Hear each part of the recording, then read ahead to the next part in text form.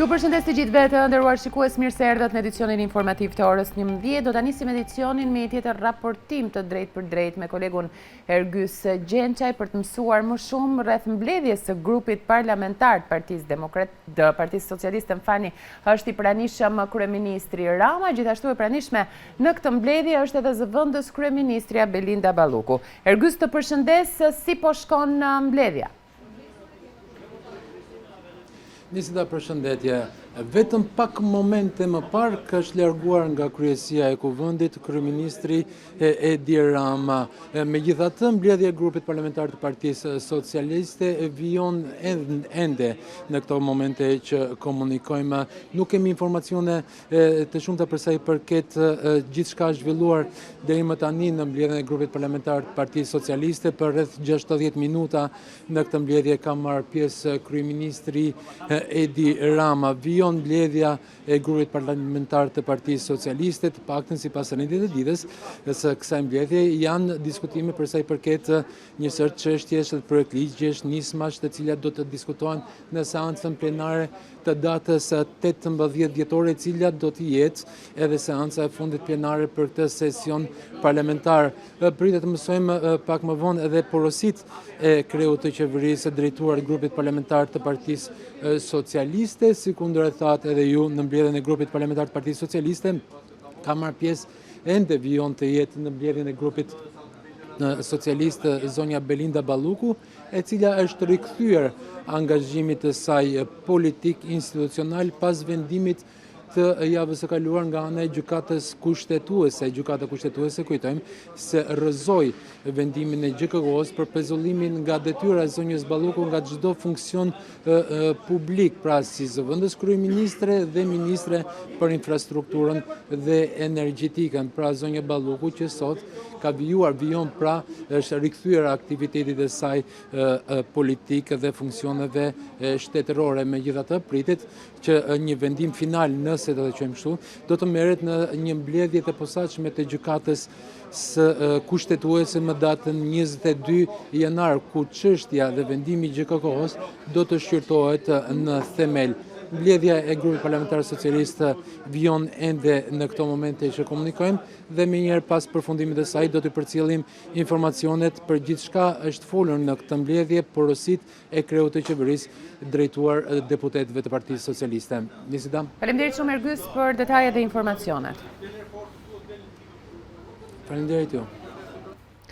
Ndërkohë, kreu i Partisë Demokratike Sali Berisha tha nga SPA ku shkoi për masën e sigurisë se vendimi i gjykatës kushtetuese për heqjen e pezullimit nga detyra për Belinda Ballukun i heq çdo mundësi prokurorisë për të hetuar ministra. Berisha komentoi edhe vajtjen e agjentëve të BKH-s në kryeministri.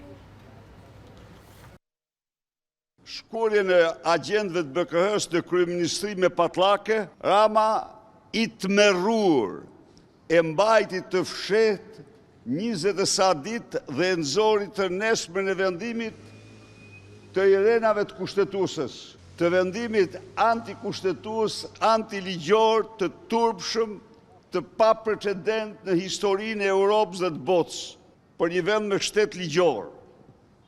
Kjo i dha zemër Edi Ramës.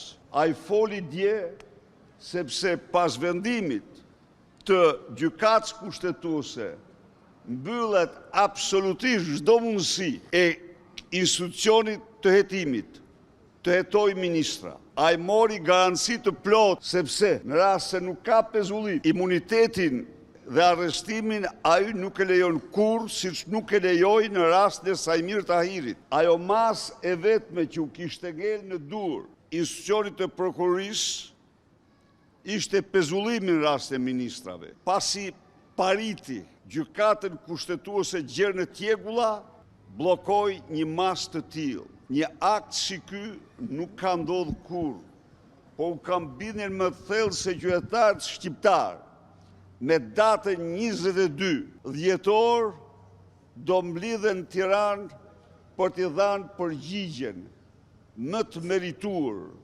vendimit të Edi Ramës për të mos lejuar hetimin dhe hetimin e parave që ka vjedhur me Belinda Balluku. Përplasja mes kryeministrit Rama dhe byros kombëtare të hetimit është thelluar edhe më tej pasi BKH sqaroi pozicionin e saj lidhur me rastin. BKH bëri të ditur se armët nga hetuesit u dorëzuan pasi u verifikua se ato do të ruheshin në ambiente të mbikëqyrura me kamera, ndërsa Rama e cilëson kërkesën e hetuesve pa dije etike dhe ligjore.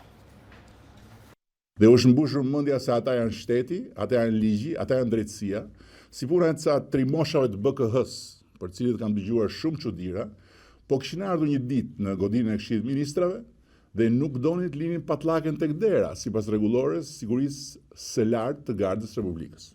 Pas kësaj deklarate të kryeministrit Rama, Byroja Kombëtare e Hetimit sqaroi pozicionin e saj lidhur me rastin, duke bërë të ditur se në ambientet e Këshillit të Ministrave për të ekzekutuar vendimin e GKK-s për pezullimin nga detyra të numrit 2 të qeverisë, Belinda Balluku, ishin paraqitur 3 hetues. Pasi Garda e Republikës u ka kërkuar hetuesve të dorëzojnë armën, njëri prej tyre ka kërkuar sqarim mbi mënyrën dhe vendin e depozitimit të armëve. Garda e Republikës si ka orientuar hetuesit që armët të liheshin në dollapët e posaçëm të sigurisë në hyrje të institucionit. Pas verifikimit hetuesit lanë armët në vendin e caktuar, ndërsa BKH thekson se mes tyre dhe përfaqësuesve të Gardës së Republikës nuk ka pasur debate apo përplasje, por gjithçka është kryer sipas ligjit në fuqi.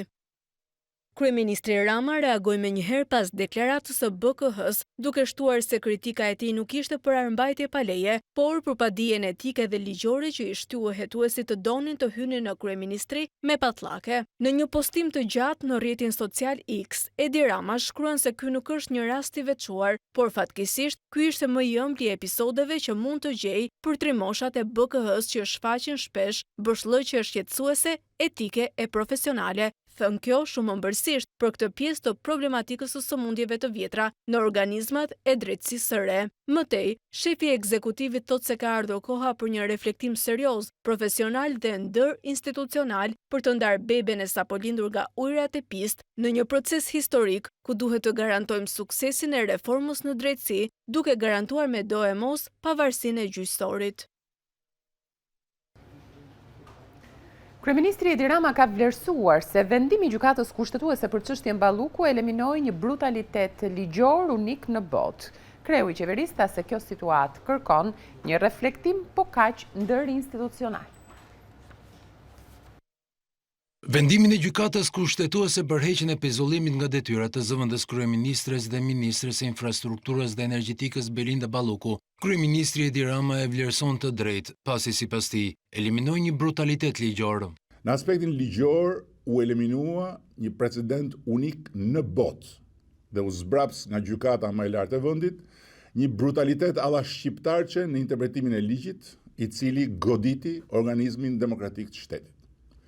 Ndërsa në aspektin ndërinstitucional, kjo befasi antikushtetuese dhe antidemokratike, ku një prokuror dhe një gjykatës morën kompetencat e kryeministrit, presidentit, parlamentit, duke tollovitur shtetin dhe duke kthyer një proces ligjor në një gjyq partizan jashtë kornizës ligjit, kërkon me dorëmos një reflektim po kaq ndërinstitucional. Duke thënë se kërkohet një reflektim ndërinstitucional, apo paralajmëron kryeministri ndryshime ligjore në këtë drejtim? Jo thjesht vetëm mbi këtë rast, po në tërësi mbi simptomat shqetësuese të ushtrimit me papërgjegjshmëri të pavarësisë pushtetit të drejtësisë, duke e bërë në jo një rast kurën më të dëmshme se sa sëmundja që luftojmë bashkarisht. Kjo shkreptim nuk erdhi në qell të pastër dhe nuk erdhi as e vetme për fat keq ose ndoshta për fat mirë, sepse paralelisht me pezullimin antikushtetues të një ministri, u shpërfaq këtë herë jo fal një prokurori dhe një gjykatësit vetëm, por fal 2 shoqatash të gjyqtarëve të Shqipërisë, një tjetër brutalitet alla shqiptarçe me hapjen e një gjyqi nga gjykatësit për të rritur pagët e tyre. Shefi i ekzekutivit gjatë podcastit Flasim nënvizoi se kursesi nuk pretendon që, siç tha, ferrat e mendësive të sëmundjeve të vjetra e kanë marrë uratën e drejtësisë së re, por ka bindjen se ka ardhur koha e një reflektimi serioz. Për të ndarë beben e sapo lindur nga ujërat e pistë në një proces historik, ku duhet garantojmë me dojmos suksesin e reformës në drejtësi. Duhet garantojmë me dojmos pavarësinë e gjyqësorit, po ku po ashtu nuk mundet kursesit të lejojmë me dojmos që kura të bëhet problem më i madh se sëmundja, duke rrezikuar lirit, të drejtat, dhe frymarrjen e administratës dhe të ekonomisë së vendit.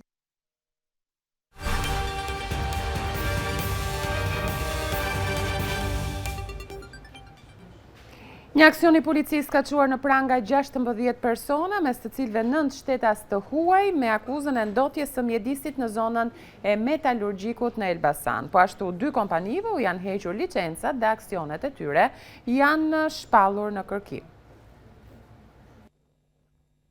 16 persona janë arrestuar dhe 8 të tjerë janë shpallur në kërkim në kuadër të operacionit të koduar metalurgjiku. Policia e Elbasanit tha se këta persona ushtronin aktivitet të paligjshëm në përpunimin e mbetjeve dhe prodhimin e ferrokromit, duke shkaktuar ndotje masive të mjedisit. Pas një hetimi disa mujor të ndjekur me metoda speciale, ka rezultuar se 2 subjekte tregtare të cilat ushtronin aktivitet në zonën e ish metalurgjikut në Elbasan, kanë shkelur legjislacionin mjedisor duke ndotur ajrin, ujrat dhe tokën, si dhe duke mos respektuar rregullat për menaxhimin e integruar të mbetjeve dhe përpunimin e mbetjeve të baterive. 9 nga të arrestuarit janë shtetas të huaj, mes të cilëve një shtetas korean, një nepalez dhe 7 indian. Një prej të arrestuarve është shefi i sektorit të mjedisit në Bashkinë Elbasan, Ismail Dybeli, i cili akuzohet për veprat penale, shpërdorimi detyrës dhe falsifikimi dokumentave.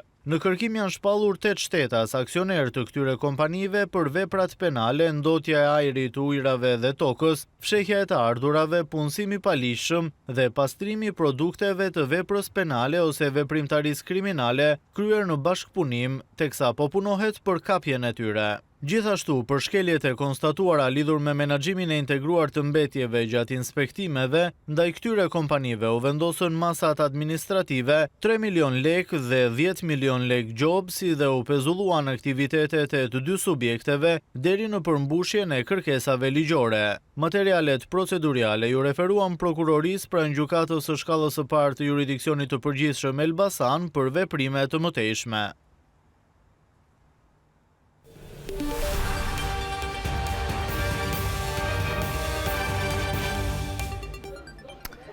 Një shitës është dhunuar fizikisht në një tabakino në zonën e kthesës së Kamzës në Tiranë nga 3 grabitës, të cilët arritën të merrnin një shumë prej 1 milion lekësh të rinj. Policia arrestoi njërin prej tyre, ndërsa 2 të tjerët me precedent kriminal janë shpallur në kërkim.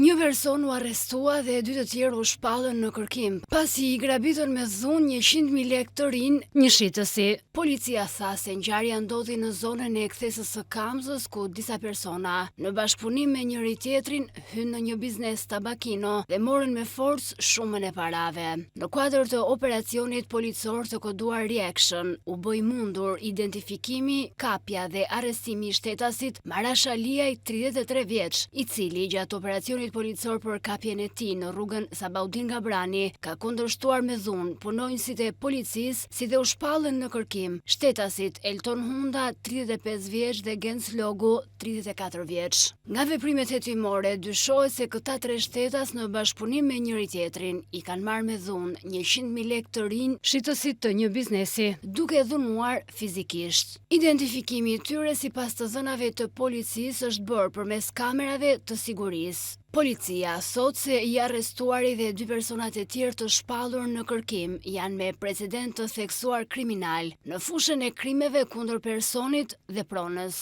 Hetimet po përqendrohen në zbardhjen dhe dokumentimin e vjedhjeve të tjera që mund të jenë kryer nga këta shtetas.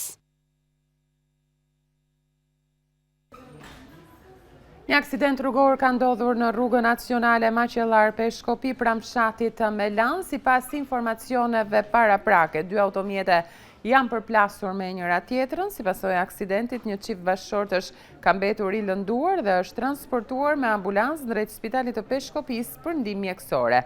Mësohet se gruaja e plagosur ishte shtatzën. Në vend ngjarje kanë bërritur shërbimet e policisë, të cilat po kryejnë hetimet për zbardhjen e shkaqeve të aksidentit. Dyshohet se mjegulla e dëndur dhe prania e akullit në rrugë mund të kenë ndikuar në ndodhjen e përplasjes. Autoritetet u bën apel drejtuesve të mjeteve të tregojnë kujdes të shtuar, të ulin shpejtësinë dhe të respektojnë rregullat e qarkullimit.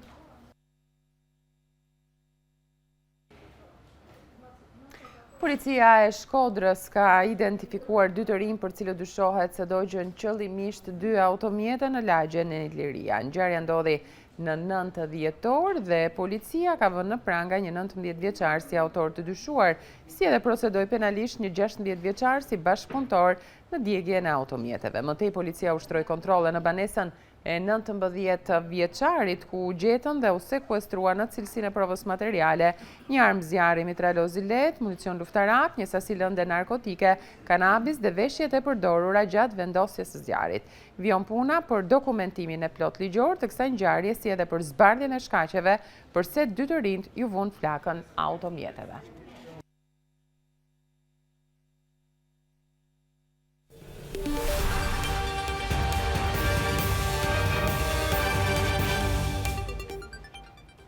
Fondacioni Mane ka dhuruar 30 poltrona të reja me parametra moderne dhe ka riparuar 7 poltrona ekzistuese në pavionin e onkologjistë të Qendrës Spitalore Universitare Nën Tereza, duke u përgjigjur nevojave të pacientëve që vinë nga e gjithë Shqipëria. Pavioni i rinovuar u vizitua edhe nga themeluesi i fondacionit të Mane, Samir Mane, i cili theksoi se kjo nisëm do të shtrihet edhe në spitalet të tjera të vendit që pacientët të marrin shërbim pranë vendbanimit të tyre.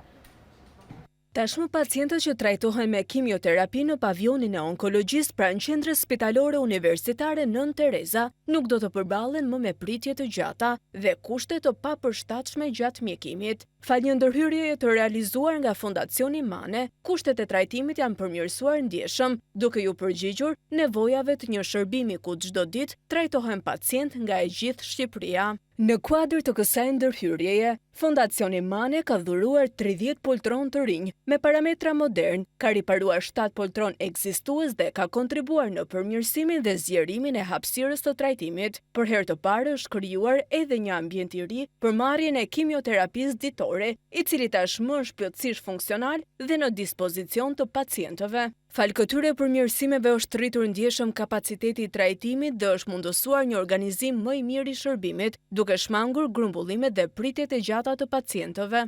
Mund të jetë e vogël, por për njerëzit është e madhe. Pra çdo lloj gjëje që është për t'i dhënë një dinjitet si trajtimit, si çdo gjë. Minimalisht dinjitete, se një pjesë e tyre. Qeveria në aspektin e vet po bën gjithë përpjekjet, pra aktualisht ne kemi shtuar akseleratorin e tretë, pra që është një ndihmë akoma më e madhe për të thënë për trajtimin e pacientëve. Po gjithë po punojnë në një drejtim që të afrojmë trajtim me dinjitet dhe ajo që të pak a shumë bëhet edhe jashtë.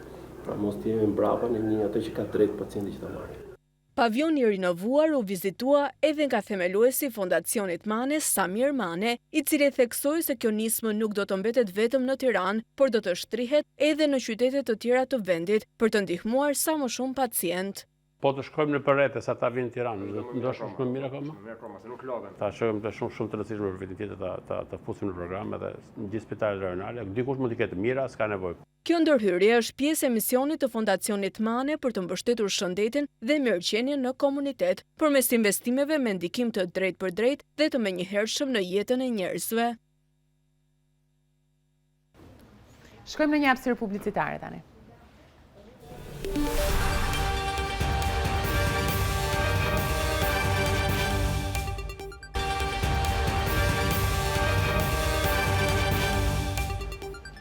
Rikthehemi drejt për drejt, do të ndiqni zotin Balla tani në përfundim të mbledhjes së grupit parlamentar të Partisë Socialiste.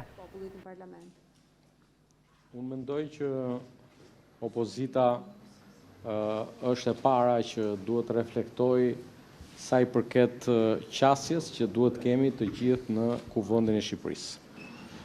Kuvendi i Shqipërisë ka 140 deputet të zgjedhur nga populli dhe që secili prej nesh përpara urdhrave politik i duhet i bindet interesit të Shqipërisë sot.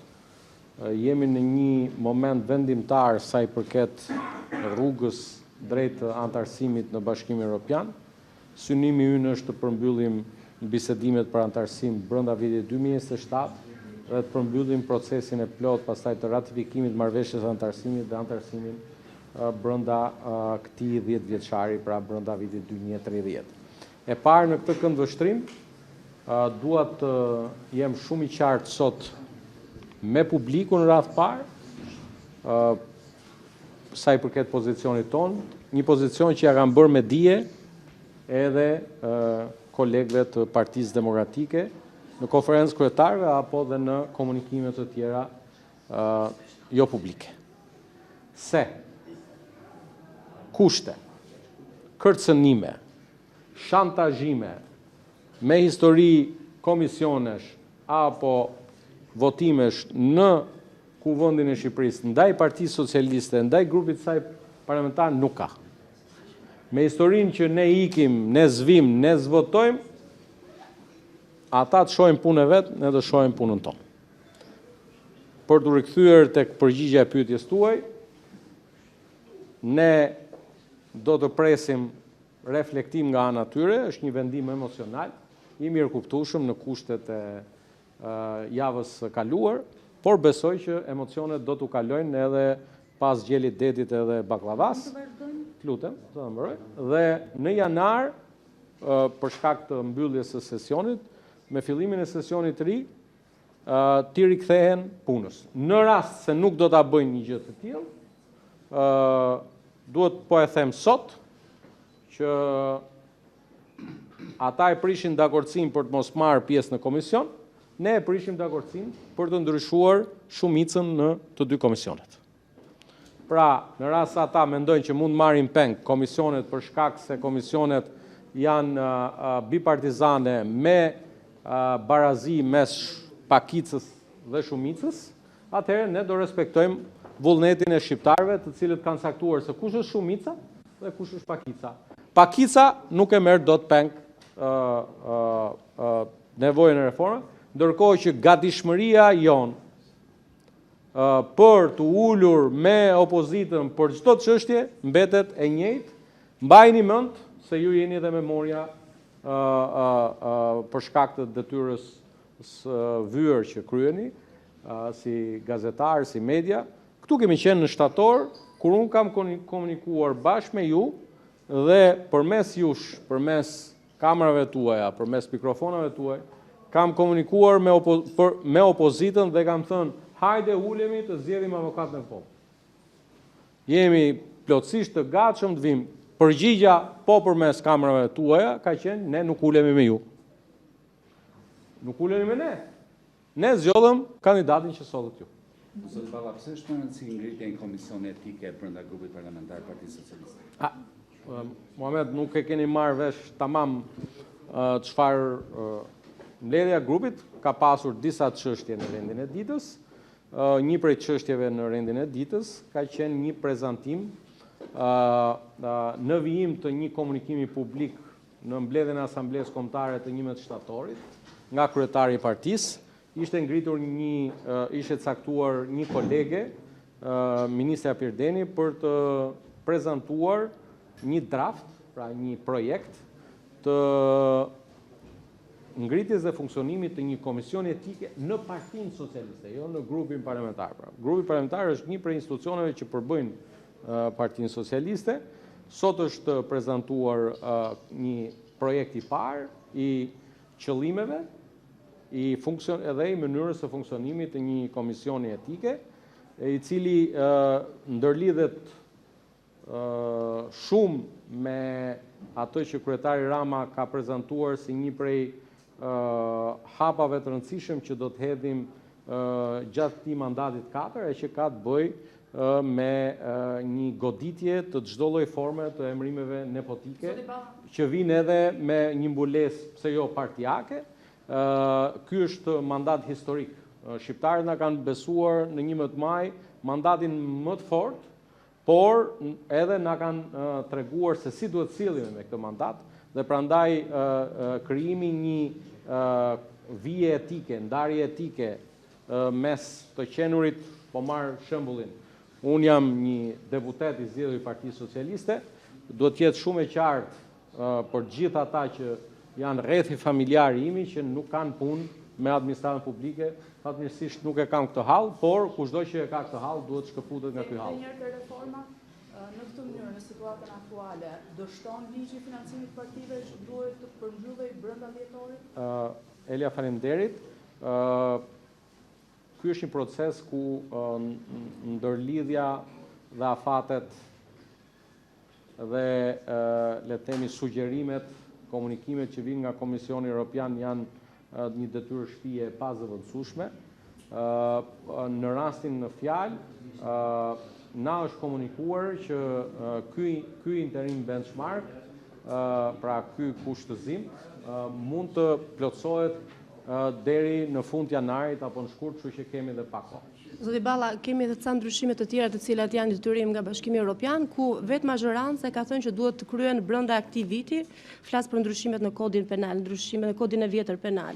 Dhe duke referuar dhe asaj referoni materialit që ka ardhur nga qeveria. Po, dhe duke referuar dhe asaj se çfarë tha kryeministri Rama ditën e dieshme për shpërdorimin e detyrës. Kur pritet të miratohen dhe a është në këto ndryshime dhe heqja e shpërdorimit të detyrës si një vepër penale? Jo, e para është që keni një draft që ka ardhur nga qeveria, i cili siç jam informuar nga kryetarët e komisioneve sot, po diskutohet në komisione, siç ka ardhur drafti nga qeveria. Gjithçka që ju thoni nuk ndërlidhet me këtë diskutim me variantin që ka ardhur nga qeveria, por t'ju them të drejtën, nuk di nëse sa do ja arrin komisionet që ta mbyllin sot dhe nesër për të qenë gati për seancë. Shpërdorimi i detyrës do të jetë është në këtu. Lexojeni draftin. Po mirë, ju e keni këtë informacion, zoti Balla? Po s'ka informacion, po tash ke një draft nga qeveria, po diskutohet drafti nga qeveria. Zoti Balla, gjatë të ditës së djeshme në komunikimin e tij në mediat sociale, kryeministri u shpreh se lind nevoja në situatën që ndodhet tashmë drejtësia për një dialog gjithëpërfshirës me gjithë aktorët sa i takon në ndryshimeve të mundshme në funksionimin e institucioneve të drejtësisë. Do të jetë kjo prioriteti punës në grupin parlamentar socialist, do të jetë një propozim nga ju në nisje të vitit të ardhshëm? Qoni, në Kuvendin e Shqipërisë, nga vetë institucionet e drejtësisë, kanë ardhur kohë pas kohe, muaj pas muaj, shumë propozime. Një pjesë e këtyre propozimeve janë reflektuar në dy ndërhyrje që janë propozuar me nisëm deputeti, por që ka në bazën e tyre pikërisht to propozime, të cilat janë konsultuar dhe kanë marrë edhe konfirmimin nga ana e Komisionit Evropian, një konfirmim të parë. Mos harroni asnjëherë që sa i përket le të themi ndërveprimit me BE-n, ai ndodh në çdo hap. Pra ndodh që në momentin e depozitimit të amendamenteve për shembull, deri në votimin përfundimtar. Dhe ajo që ka bërë sot se pash nganjëherë ndodh shpesh që atë që thotë në ligjërat të drejtë kryeministri apo edhe ndonjëri prej nesh nuk del qartë në media. Mirë është ata që u thon fiks ashtu siç thuhet. Pra duhet kuptojmë që në fazën në cilën është Shqipëria, jemi të detyruar që të qëndrojmë strikt rekomandimeve që vijnë nga Komisioni Evropian. Pra, për shembull, edhe në variantin e këtyre dy ligjeve ose në rastin e këtyre dy ligjeve, duhet t'ju them që edhe varianti përfundimtar që kalon në komision duhet marrë një konfirmim nga Komisioni Evropian për të kaluar në seancë për të votuar. Kështu që në këtë këndvështrim për të qenë korrekt me përgjigjen e pyetjes tuaj, gjitha institucionet vetë sjellin, pra sepse ato janë ato që zbatojnë ligjin dhe ai që zbaton ligjin në shqiptari që shef që ka mos funksionalitete ose nevoja për përmirësim. Zoti Balla, për qendruar pak tek avokati i popullit, pasi ka qenë avokati i popullit çështja që nxiti Partinë Demokratike, konkretisht zotin Berisha që njoftonte edhe mundësinë e tërheqjes nga dy komisionet parlamentare. Pse po thuhet Endri Shabani dhe pse pat atë si figurën më të përshtatshme mes 5 kandidaturave të tjera? Unë uroj suksese avokatit të ri të popullit. Ditën e njëjtë zoti Shabani, siç e përcakton edhe rregulloria dhe kushtetuta, duhet të paraqitet në seancën plenare të Kuvendit për të kryer betimin, të betohet mbi kushtetut për të shërbyer qytetarëve shqiptar. Besoj që ndajmë të gjithë vlerësimin që Endri Shabani është një kandidatur që vjen nga opozita. Për këtë besoj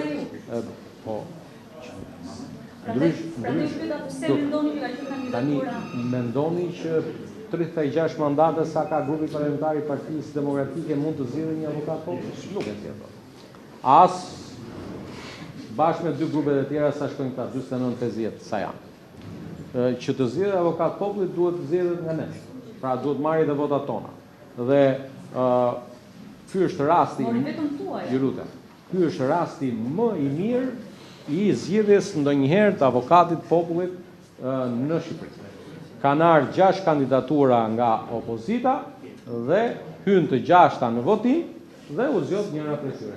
Fiks siç e propozoi edhe por në kundërshtim të plot me atë se çfarë keni thënë ju zoti Balla, që nuk duam një avokat populli politik, zoti Shabani kokën politik pasi ka qenë kryetari një partie politike i cili dha dorëshën vetëm për të garuar si avokat populli. E para duhet të jesh korrekte me kur vet diçka në. Ju keni thënë zoti politik. Unë kam thënë që nuk do të jetë i Partisë Socialiste. Jo, keni thënë që zoti politik. Të lutem. Unë kam thënë që në sot 2 javë merreni në këto 3 vite. Të lutem. Dhe kam thënë që ne do votojmë një prej kandidaturave që do silli opozita. Kështu që ne votuam kandidatin që solli opozita. Dhe fakti që këta po hajnë apo grien me njëri tjetrin tregon që fajin e kanë vetë. A ka një zoti Adriatik Lavre ka akuzuar për pazar me mazhorancën dhe me Partinë Demokratike në këtë rast, si përgjigjen ju? Jo, ti nuk jap kur përgjigje. A ka një marrëveshje mes Partisë Demokratike dhe Partisë Socialiste për avokatin e popullit që prek ndoshta dhe reformat? Edhe një herë pyetja. Një marrëveshje mes Partisë Socialiste dhe Partisë Demokratike për Endri Shabanin si avokat populli, pra u jepet Endri Shabani, por do bëni lëshime tek 2 reformat? Po të vinë këta, se këta po ikin nga reformat. Sa tash pyetja juaj e ka marrë përgjigjen. Fakti që këta nuk po vinë ke reforma tregon që s'ka një marrëveshje. Nuk kanë thënë që s'vim në reforma, kanë thënë s'ka bashkëpunim. Po reforma pa bashkëpunim s'ka. Ti thua hajde martohemi po mos lëm bashkë. Tash po martove duhet të bësh sa detyra. Marrëveshje mes 2 palëve. Nuk ka marrëveshje për këtë. Rrini qet, por besoj edhe një herë. Edhe po kishte nuk besoj se do na i thoshte publikisht. Jo, e vërtet. Ju e dini që bashkëpunimi me ju e kam të shenjtë. Bashkëpunim më të mirë se me firmat e PD-s dhe votat e PS-s besoj nuk ka, zoti Balla. Ja, Eksiola e dha dhe përgjigjen e pyetjes fundit, gëzuar festat.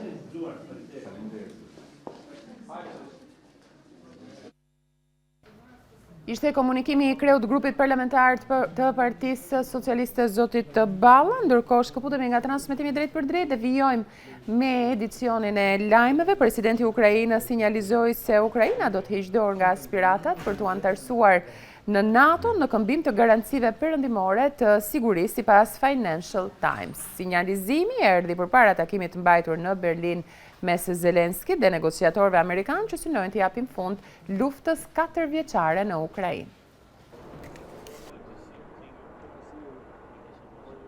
Presidenti i Ukrainës Volodymyr Zelenski dhe të dërguar amerikan zhvilluan negociata për më shumë se 5 orë në Berlin pa sinjale për ndonjë rezultat potencial, duke thënë vetëm se bisedimet do të vazhdojnë edhe të hënën.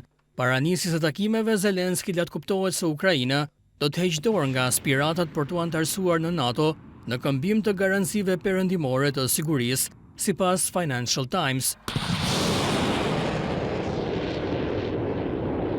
Megjithatë, heqja dorë nga NATO-ja nuk është vendim i lehtë për Zelenskin, pasi anëtarësimi në aleancë është synim i përfshirë në kushtetutin e Ukrainës. Prej fillimit, dëshira e Ukrainës ka qenë të bashkohet NATO-s. Këto janë garanci reale të sigurisë, deklaroi Zelenski në përgjigje ndaj një gazetari. Në mesin e kërkesave kryesore të Moskës është që Kievi të mos anëtarësohet kurrë në aleancën ushtarake perëndimore. Shumë vende anëtare të NATO-s, përfshirë SBA-n, e kanë përjashtuar mundësinë e hyrjes së Ukrainës në aleancë, të paktën në kushtet aktuale. Negociatat e Zelenskit me zyrtarët amerikanë dhe ata europian synojnë ndaljen e luftës së Rusisë në Ukrainë, që ka nisur pothuajse 4 vjet më parë. Moska në anën tjetër e ka nënvlerësuar rëndësinë e bisedimeve në Berlin, pasi palët vazhdojnë të mos pajtohen për çështje territoriale dhe garanci të sigurisë, teksa vazhdojnë përpjekje diplomatike. Ukraina dhe Rusia i kanë vazhduar sulmet.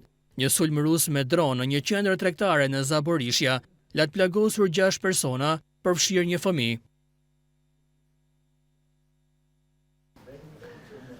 Australia u zgjuaj tronditur nga sulmi vdekje prurës me armë zjarri në plazhin Bondi të Sydney, ku 15 persona mbetën të vrarë të dielën nga 2 emigrant pakistanez babebir të lidhur me ISIS. Të shtënat kishin shënjestër komunitetin hebre në Australi, teksa ky komunitet nisi festën e Hakua, njohur si festivali i dritave. 40 persona u dërguan në spital pas sulmit. Kryeministri i Australisë Anthony Albanese bëri të ditur se do të kërkojë ligje më të ashpra për armët, pasi 15 persona u vranë në plazhin Bondi të Sydney të dielën. Të shtënat kishin në shënjestër hebrejt që merrin pjesë në një event për festën e Hanuka. Viktimat përfshin një vajzë 10 vjeçare, një rabin të lindur në Britaninë e Madhe dhe një oficer policie në pension që punonte si fotograf. 40 persona u dërguan në spital pas sulmit, përfshirë 2 oficer policie të cilët janë në gjendje të rëndë, por të qëndrueshme, tha policia. Viktimat ishin të moshës mes 10 dhe 87 vjeç. Sipas policisë, persona që shkaktuan tragjedin janë babe birë nga Pakistani, 50 dhe 24 vjeç. Ky fundit u plagos dhe ndodhet në spital në gjendje të rëndë, ndërsa 50 vjeçari mbeti i vrarë. Autorët e sulmit, Sajid dhe Navid Akram, kishin lidhje me ISIS. Sekretari Amerikan i Shtetit Marco Rubio dënoi sulmin duke thënë se antisemitizmi nuk ka vend në këtë botë. Lutemi për viktimat e këtij sulmi të tmerrshëm, komunitetin hebreu dhe popullin e Australisë, theksoi zyrtari amerikan. Kryeministri i Izraelit Benjamin Netanyahu deklaroi se disa muaj më parë i kishte shkruar letër kryeministrit të Australisë Albanese, duke i thënë se politikat e vendit të tij për të njohur shtetin e Palestinës po hedhin benzinë mbi zjarrin antisemitik. Kjo në si turrëtie ndaj hebrejve që tani po përhapet në rrugët tuaja. Antisemitizmi është kancer, ai përhapet kur udhëheqësit heshtin, prandaj dobësia duhet të zëvendësohet me veprime, theksoi Netanyahu.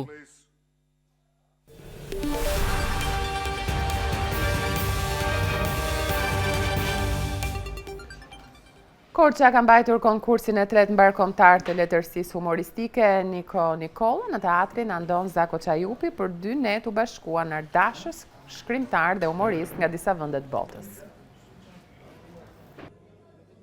Konkursi i tretë mbarkombëtar i letërsisë humoristike Niko Nikolla ka bashkuar 31 autor të prozës, poezisë dhe komedisë. Ata kanë përçuar mesazhe përmes humorit dhe satirës me krijimtarinë e tyre, ndërsa organizatorja e konkursit Flora Nikolla, vajza e gazetarit Niko Nikolla, theksoi rëndësinë e konkursit për zhvillimin dhe promovimin e letërsisë humoristike. Qëllimi kryesor i organizimit të këtij eventi është ngritja në një shkallë më të lartë të nivelit të letërsisë humorit, sepse për hir të vërtetës, përveç stagnacionit në të cilën ndodhet kjo letërsi, e cila është më serioze se ajo që është serioze, edhe mbështetja ose përkraja që kanë nga të gjitha krahët, nuk flas vetëm për shtetin, por për gjithë faktorët që bashkëtojnë në një shoqëri, është në një shkallë jo të nivelit të duhur. Aktori dhe karikaturisti Ubiar Kapexhiu, duke vlerësuar konkursin, theksoi se humori mbetet një nga zhanret më të vështira të artit, por edhe një nga më goditësit. Humori është zhanri më i vështirë i artit.